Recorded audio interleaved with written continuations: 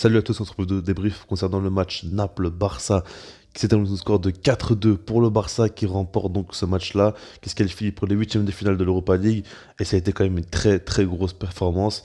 Il y a eu beaucoup de positifs et ça fait du bien quoi. En ce moment, il y a pas mal de victoires du Barça où ils mettent 4 buts, donc l'Atlético Madrid, Valence, maintenant Naples.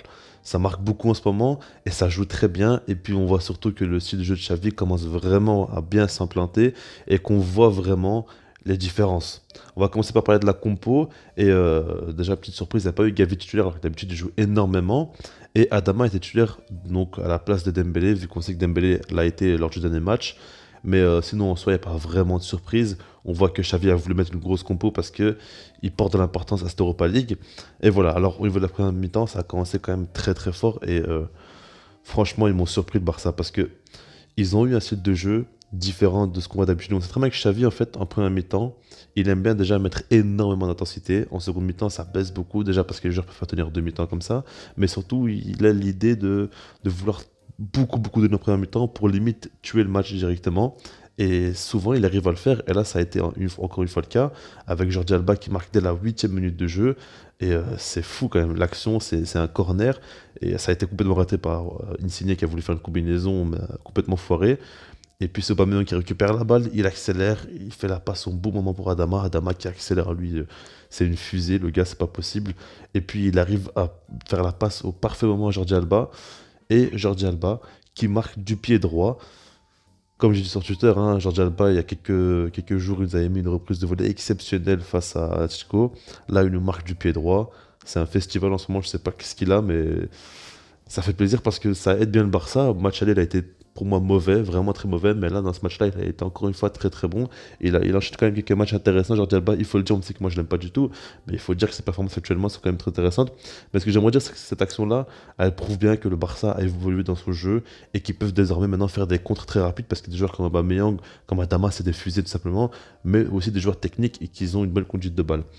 Après ça, peu de temps après, dès la 14e minute de jeu, il y a un deuxième but qui tombe. Et là, c'est un but magnifique. Et encore une fois, c'est une action qu'on n'a pas l'habitude de voir au Barça, parce que c'est une longue passe qui arrive pour Ferran Torres. Et au lieu de vouloir la contrôler ou mettre une tête ou quoi, ah bah, il attend le bon moment pour faire une talonnade tout simplement, directement. Au lieu de contrôler, il fait directement une talonnade. Ça arrive sur Frenkie de Jong, il a un peu d'espace devant lui. Il n'y a personne qui le presse, tout le monde pense qu'il va faire la passe à Aubameyang, c'est à Ferran Torres. Au final, il frappe, il nous met une enroulée exceptionnelle.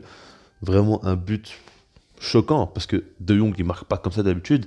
Et même le Barça, en général, on sait très bien que de base, il tire pas beaucoup de loin. Mais on en reparlera dans une vidéo que je ferai spécialement consacrée au jeu du Barça, sur la tactique. Mais on voit quand même que ça tente quand même beaucoup plus de tirs et ça réussit bien, cette équipe-là, tout simplement. Et donc là, on est quand même surpris. Le Barça qui est très intéressant.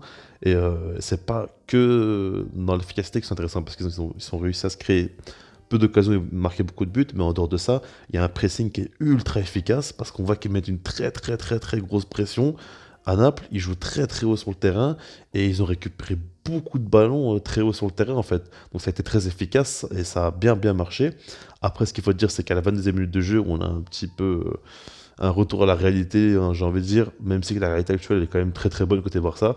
Mais du coup, c'est Ter Stegen hein, qui lui fait une erreur stupide. Je comprends pas trop. Hein. Déjà, la sortie, je comprends, mais pourquoi il veut tacler comme ça? Surtout que si on regarde bien, Osimhen avait un peu raté son contrôle et je pense pas qu'il pouvait faire grand chose.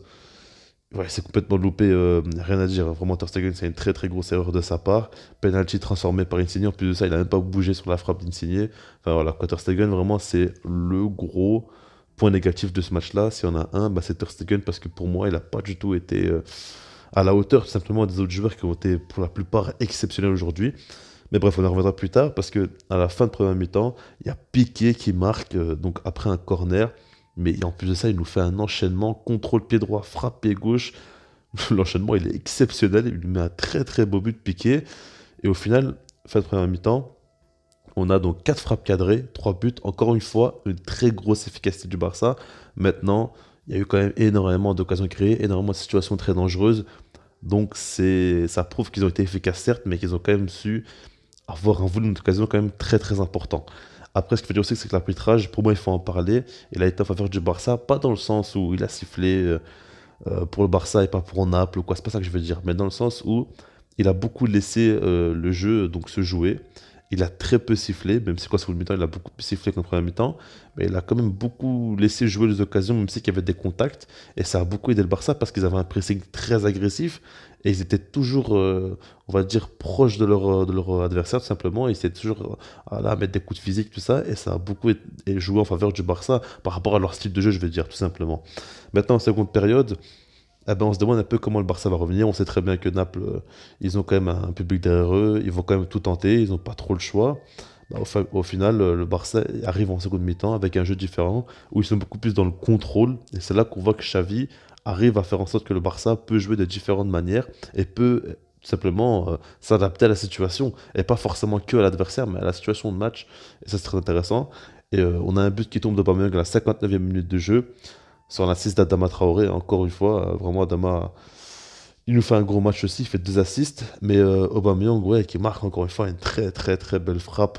Et on voit en ce moment au Barça, il y a quand même beaucoup de grosses frappes qui arrivent en lucarne comme ça, parce qu'on n'a pas l'habitude de voir ça, et ça fait plaisir, quoi. On voit que les joueurs sont beaucoup plus en confiance, et surtout qu'il peut y avoir plein de buteurs différents. Aubameyang, certes, il a mis 4 buts en 2 matchs, mais mis à part ça, on voit Piqué, Alba, Frenkie de Jong marquer, on voit plusieurs types de buteurs. Et c'est quand même une très bonne chose pour le Barça. Après, ce que j'ai aimé chez Xavi, c'est qu'il a su tourner un petit peu, faire reposer des joueurs, parce que les prochains matchs en Liga, il faudra absolument gagner. En tout cas, on sait très bien que tous les matchs, on veut les gagner actuellement. Au Barça, c'est logique. Mais du coup, il fait rentrer Gavi, et à la place de Busquets dès l'heure de jeu, ça pour moi, c'est une excellente chose de sortir un peu Busquets, tout simplement, parce que Pedri et De Jong font un très gros match. Pourquoi le sortir alors que Busquets, c'est pas qu'il fait un mauvais match, hein, mais s'il y en a un à sortir pour faire entrer Gavi parce qu'il peut beaucoup apporter, ah bah c'est lui, c'est Busquets tout simplement.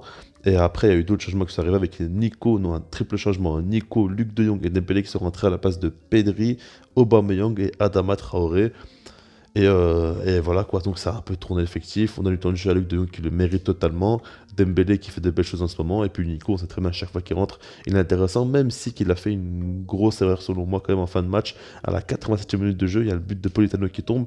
Mais ce but-là, il est arrivé à cause d'une erreur principalement de Nico qui se loupe, hein, clairement. Il a perdu la balle dans un moment, il faudrait vraiment pas la perdre. Ça lui arrive jamais, franchement, c'est la première fois que je le vois faire ça. Mais il faut quand même dire que c'est dommage, quoi. 4-1, ça aurait été mieux que 4-2 déjà par rapport au score. Et puis même, c'est une erreur qu'il ne faut pas faire tout simplement au Barça. Mais bref, ce qu'il faut dire aussi, c'est qu'il frappe premier poteau Politano et Ter Stegen ben, ne fait rien du tout. Et il est trop peu décisif. En fait, pour moi, si Ter Stegen faisait un bon match, on aurait été beaucoup plus serein en fait. Et il y a eu des petits moments de doute dans ce match-là, quand par exemple ils ont mis leur penalty, quand il y a eu ce but-là, on s'est dit que si jamais il y a un troisième but qui tombe, imaginez les arrêts de jeu, comment ils vont être intenses. On se disait que c'est pas impossible qu'il fasse quelque chose de Naples, quoi. Alors que normalement, si on a un bon gardien, on n'aurait jamais eu de doute parce qu'on a surdominé la rencontre, vous voyez ce que je veux dire? Donc du coup, vraiment, Ter Stegen, pour moi, ça va pas du tout. Mais mis à part ça, quand même, on a des joueurs qui montent en puissance, qui arrivent à être en confiance et qui ne stressent pas parce qu'il y avait une ambiance folle à Naples. Il y avait vraiment une très très grosse ambiance. Mais malgré ça, les joueurs arrivaient quand même à garder confiance en eux. Et ça fait longtemps qu'on n'a plus vu ça. Ils ont su être efficaces dans le moment où il fallait l'être.